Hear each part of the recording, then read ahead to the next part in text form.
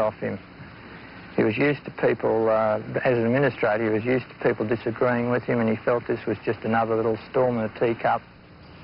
But this storm refused to die down. The owners of Chelmsford heard of the meeting and pushed for the treatment to stop. By early 1979, Dr. Bailey and Dr. Heron had finally and reluctantly abandoned any further attempts at deep sleep treatment at Chelmsford.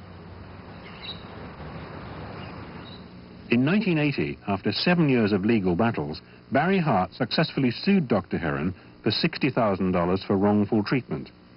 And slowly the Chelmsford scandal came under official scrutiny, with Dr. Bailey being charged with the manslaughter of Miriam Podio, a charge that was later dropped, and the reopening of the inquests on Audrey Francis and John Adams.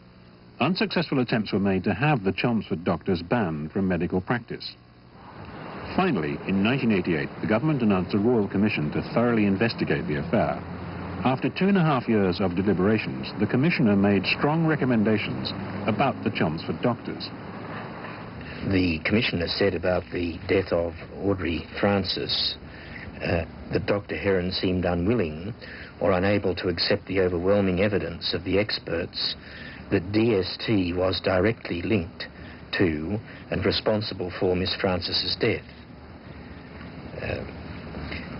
Then, in relation to the death of John Adams, concerning Dr. Gill, the commissioner said Dr. Gill was totally inexperienced in the application of DST and in the drugs used in the regime. What he did to John Adams amounted to an irresponsible experiment.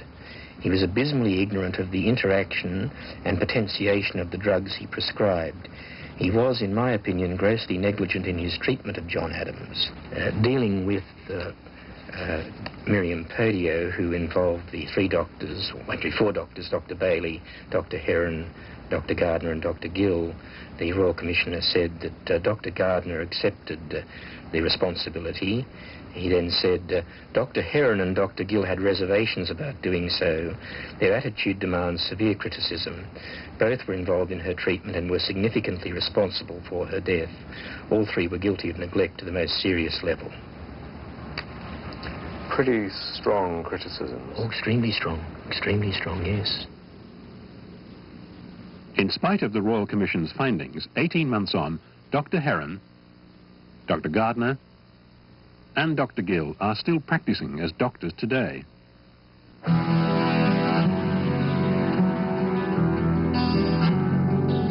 At first, Dr. Heron agreed to be interviewed for this program, but then changed his mind. Dr. Heron told us that he sees himself as a victim of Chelmsford, having suffered from what he describes as a witch hunt. He told us that patients were never in deep coma. They were always rousable. They were never given ECT when awake. I would give an anaesthetic if there was any doubt whatsoever, he said. Dr. Heron argued that the treatment at Chelmsford was very similar to that carried out by Sir William Sargent in England. But Sargent's patients were aroused 3 times a day for meals. At Chelmsford, they were kept so deep they had to be fed through tubes. Would you like to comment on the deaths that happened at Chelmsford, Dr. Heron? Dr. Gardner would not be interviewed on camera, but he did agree to talk. He's the only one of the Chelmsford doctors who now accepts that the deep sleep treatment was responsible for deaths at Chelmsford. On ECT, he said, because they were in a coma, I saw no reason to give an anaesthetic. But Dr. Gardner now agrees that with hindsight, it is possible that sometimes patients could have been awake during ECT.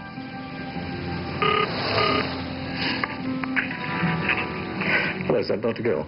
Yeah. Do you think you made any errors of judgment? Well, I don't know that I don't think I've made significant errors of judgment, put it that way.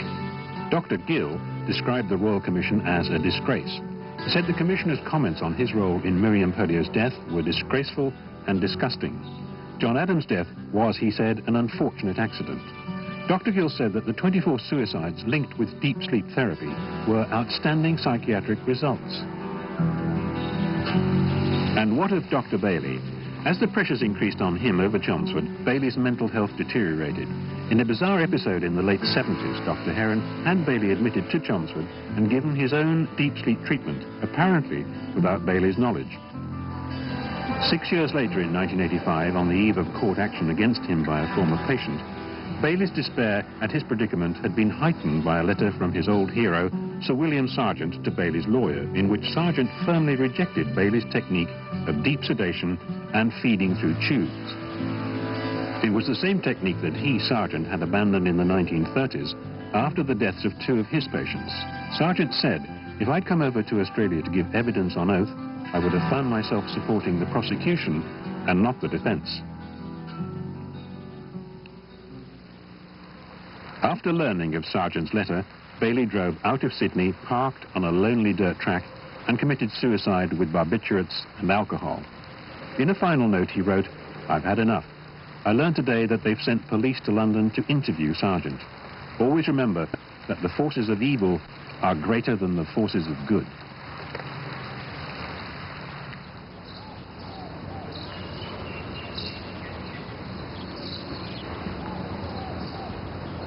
Complex because we're putting 6 lesions of the brain, 3 on each side. And the people really picking for this operation have been really the bottom of the can. Nothing's going to help. Shoot them to anything.